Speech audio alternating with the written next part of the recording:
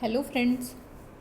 आज के वीडियो में हम डिस्कस करना शुरू करेंगे प्रायोरिटी एल्गोरिदम के बारे में। कई बार क्वेश्चन जो है वो आ जाता है, बट जो मेन इम्पॉर्टेंट जो जितनी भी शेड्यूलिंग एल्गोरिदम्स हैं, जैसे शॉर्टेस्ट जो फर्स्ट, एक तो आप वो ध्यान रखना, एक शॉर्टेस्ट रिमेनिंग टाइम फर्स्ट, एक राउंड रोबिन, ये तीनों बहुत ही ज़्यादा इम्पॉर्टेंट एल्गोरिदम्स हैं। इनके बाद में हम प्रायोरिटी के बारे में भी देखेंगे। देखो हमने कौन कौन सी करी है। सबसे पहली हमने एल्गोरिदम की थी फर्स्ट कम फर्स्ट सर्व। तो इसमें हम प्रायोरिटी की बात करें, किस प्रोसेस को हम पहले एग्जीक्यूट करते हैं, किसको बाद में करते हैं। तो जो प्रोसेस सिस्टम में पहले आएगी उसे हम पहले सीपीयू एलोकेट करते हैं। यहाँ पे प्रायोरिटी क्या है कि जो प्रोसेस सिस्टम में पहले आ गई उसकी प्रायोरिटी वहीं पे डिसाइड हो जाती है।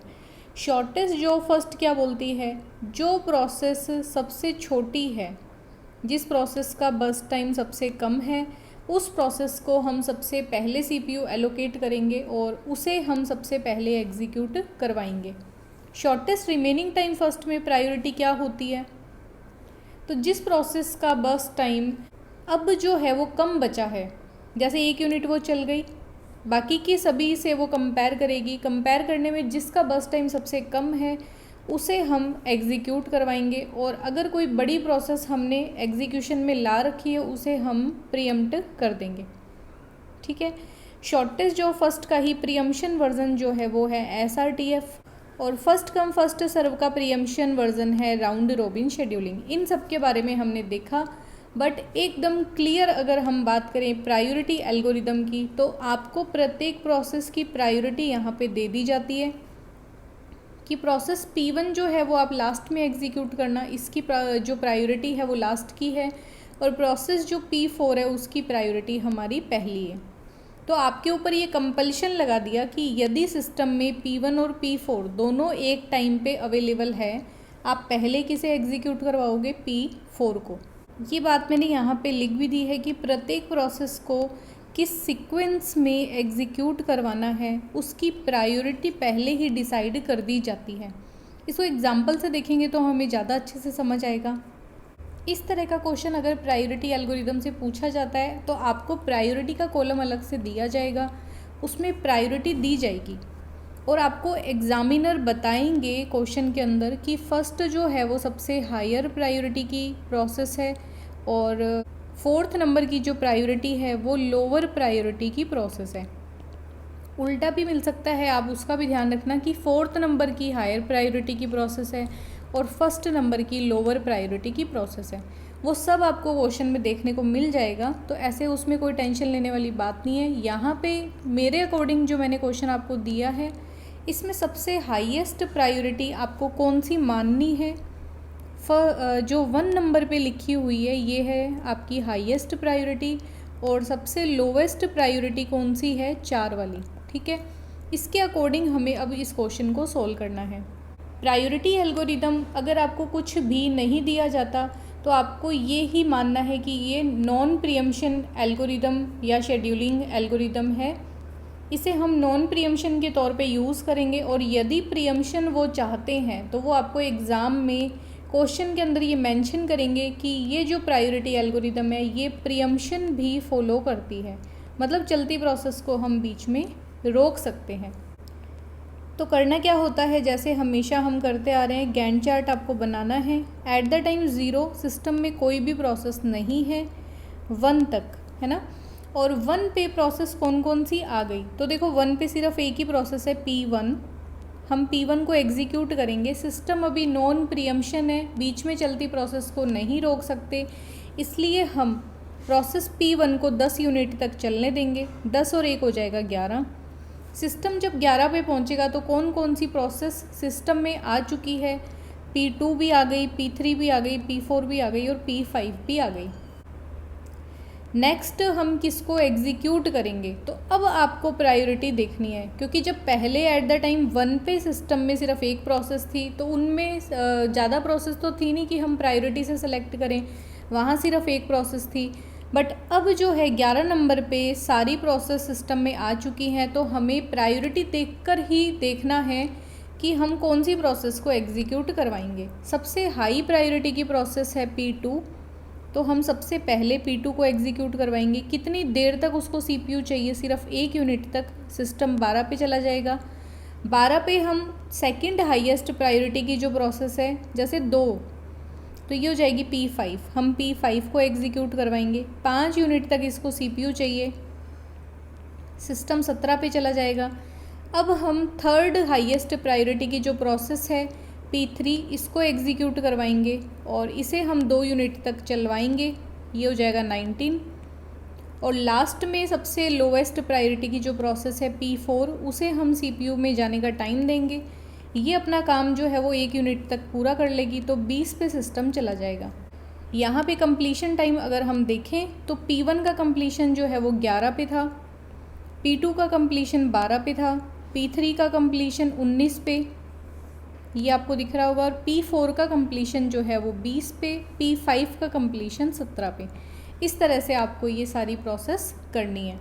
यदि कुछ भी नहीं दिया जाता तो बाय डिफ़ॉल्ट हमें क्या मानना है कि हमारी जो शेड्यूलिंग एल्गोरिदम है वो नॉन प्रीएम्प्टिव शेड्यूलिंग एल्गोरिदम होगी। और यदि एग्ज़ामिनर चाहता है हम प्रीएम्पशन की तरह इसको एग्जीक्यूट करवाएं, तो वो आपको मेंशन करके देंगे एग्ज़ाम में कि आपकी जो प्रायोरिटी एल्गोरिदम है वो प्रीएम्पशन की तरह आपको सॉल्व करनी है। प्रीएम्पशन का भी हम एक एग्जांपल आगे देखेंगे, बट एक क्वेश्चन हम एक और ट्राई करेंगे इसी प्रायोरिटी एल्गोरिदम का। और मैं आपको जैसे हमेशा बोलती हूँ, आप पहले खुद ट्राई किया करो, देन आपको सोल्यूशन देखना है।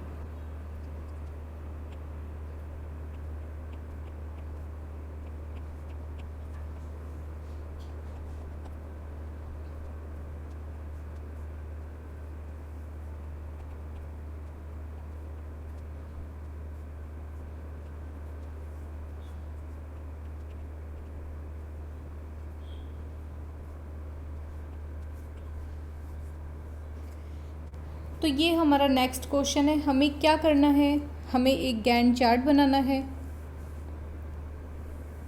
सेम है, प्रायोरिटी एल्गोरिदम है, नॉन प्रीएम्पशन इसका मोड है। एट द टाइम 0 सिस्टम में कौन सी प्रोसेस है, तो देखो एक ही प्रोसेस है P3। हम P3 को एग्जीक्यूट करवाएंगे और ये 4 यूनिट तक अपना काम पूरा करेगी, तो सिस्टम चला जाएगा 4 यूनिट पे। देन प्रोसेस कौन कौन सी आ चुकी हैं, तो देखो P2 भी आ गई, P4 भी आ गई, बट P1 P5 नहीं आई, क्योंकि P1 जो है वो 5 पर आएगी, अराइवल टाइम उसका 5 है, और P5 जो है वो 6 अराइवल टाइम जब तक नहीं होगा सिस्टम का तब तक वो नहीं आएगी। बट आप बताओ P2 और P4 में हायर प्रायोरिटी किसकी है, तो जैसे हमने लास्ट क्वेश्चन में किया था, हाईएस्ट प्रायोरिटी मानेंगे हम छोटे वाली को, और 4 जो है वो है लोअर प्रायोरिटी। ठीक है, 3 4 में कौन सी लोअर प्रायोरिटी, कौन सी हायर, तो हमें हायर प्रायोरिटी को कंसिडर करना है। हम P2 को पहले CPU एलोकेट करवा देंगे। कितनी देर तक चलेगी, 9 यूनिट तक। सिस्टम 13 पे चला जाएगा। 13 पर देखो P1 भी आ गई और P5 भी आ गई, और 2 प्रोसेस हमारी कंप्लीट हो चुकी है, एक तो P3 और एक P2। बची हुई प्रोसेस, इनमें से आपको देखना है कौन सी प्रोसेस हाईएस्ट प्रायोरिटी की है। तो एक तो है P1, एक है आपकी P4 और एक है आपकी P5। सबसे हाईएस्ट प्रायोरिटी की कौन सी है, तो देखो 3 वाली जो है P5 को हम सिस्टम एलोकेट करवाएंगे, और यहाँ पे 5 यूनिट तक P5 अपना काम पूरा कर लेगा। सिस्टम 18 पे चला जाएगा। अब मेन क्लैश होता है P1 और P4 के बीच में, दोनों की ही प्रायोरिटी सेम है। तो ये ध्यान रखना, जब भी प्रायोरिटी सेम हो जाएगी, इस कंडीशन में हम first come first serve scheduling algorithm को यूज़ करेंगे, या कॉन्सेप्ट को यूज़ करेंगे। जो पहले आई थी सिस्टम में उसे पहले CPU एलोकेट कर देंगे। अराइवल टाइम P1 का क्या है, 5, और अराइवल टाइम P4 का है 4। पहले कौन सी आई थी, P4, इसलिए हम सिस्टम में पहले किसको देंगे CPU, P4 को।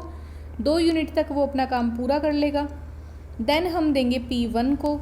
P1 जो है वो 10 यूनिट तक अपना काम करके और सिस्टम से बाहर निकल जाएगी। इस तरह से ही हमें ये पूरा प्रोसेस करना है।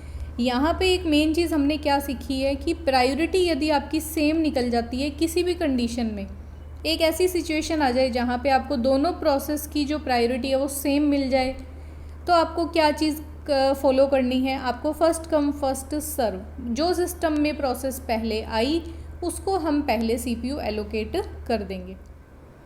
अब यहाँ पे हमें एक चीज़ ध्यान देनी है कि प्रायोरिटी एल्गोरिदम दोनों ही वर्जन में उपलब्ध है, उसका प्रीएम्पशन वर्जन भी है और नॉन प्रीएम्पशन भी होता है। यदि किसी दो प्रोसेस की प्रायोरिटी किसी भी कंडीशन में सेम हो जाती है तो फर्स्ट कम फर्स्ट सर्व का कॉन्सेप्ट यूज़ लेकर जो प्रोसेस सिस्टम में पहले आई उसे हम CPU पहले एलोकेट करेंगे।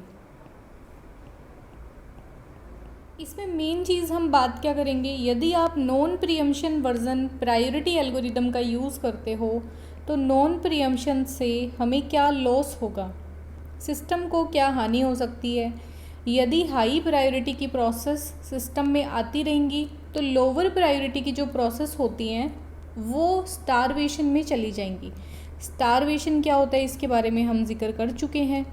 तो स्टारवेशन से बचाने के लिए हम प्रायोरिटी शेड्यूलिंग एल्गोरिदम का प्रीएम्पशन वर्जन भी यूज़ कर सकते हैं। अब इसमें एक चीज़ हमें और क्या ध्यान में रखनी है, अगर हम चाहते हैं कि हाई प्रायोरिटी की प्रोसेस की वजह से लोअर प्रायोरिटी की प्रोसेस स्टारवेशन में ना जाए, उसके लिए एक कॉन्सेप्ट होता है एजिंग।